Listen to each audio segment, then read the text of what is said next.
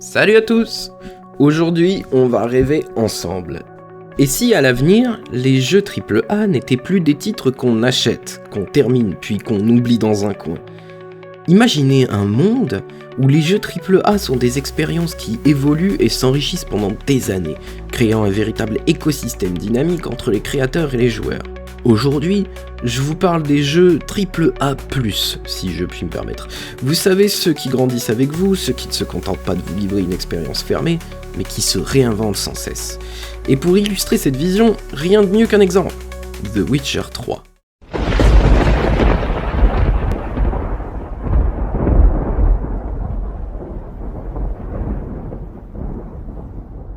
En 2015, The Witcher 3 sortait, un jeu qui, au début, était un véritable cauchemar technique.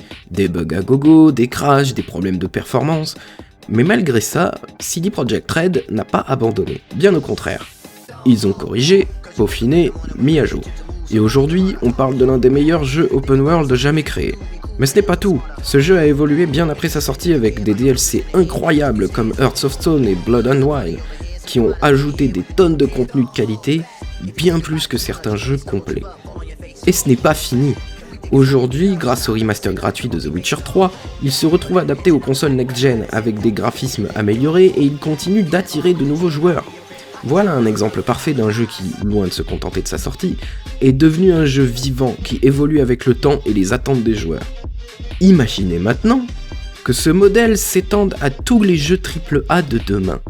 Des jeux qui, dès leur lancement, ne seraient pas simplement des expériences fermées, mais des bases sur lesquelles les créateurs et les joueurs peuvent bâtir ensemble. Un AAA+, ou quadruple A, serait un jeu qui ne cesse d'évoluer avec des ajouts de contenu, des mises à jour de gameplay, et même des changements narratifs, tout en étant en interaction avec sa communauté. Ce ne sont pas juste des DLC, mais des extensions qui enrichissent l'histoire, les mécaniques et l'univers du jeu en fonction des retours et des joueurs et des évolutions techniques. Un AAA+, ça fonctionnerait sur plusieurs niveaux. D'abord, le jeu de base offrirait une expérience complète, mais avec des promesses de contenu futur réguliers, des améliorations continues et des ajouts qui enrichissent l'univers sans pour autant changer son ADN.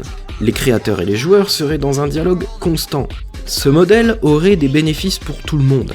Les créateurs bénéficient des retours directs de leur communauté, ce qui leur permet de peaufiner et d'améliorer l'expérience de jeu en permanence. Les joueurs, eux, voient leur investissement dans le jeu récompensé sur le long terme, avec des évolutions régulières, un contenu rafraîchi et des surprises à chaque mise à jour. Les AAA+, seraient plus qu'un simple achat, ce serait une expérience à vivre pendant des années. Les joueurs deviendraient acteurs de l'évolution du jeu plutôt que de simples consommateurs. Prenons un exemple concret, Starfield. Imaginez si Bethesda décidait de traiter Starfield comme un AAA+, tel que je vous donne en exemple. Après sa sortie, le jeu continuerait d'évoluer avec de nouveaux systèmes, des planètes supplémentaires, des quêtes supplémentaires basées sur les choix des joueurs, des modes officiels et des DLC qui enrichissent non seulement le gameplay, mais l'univers même du jeu. Cela pourrait ouvrir la porte à une nouvelle forme de contenu où les mises à jour n'ajoutent pas seulement des fonctionnalités, mais aussi des ramifications narratives.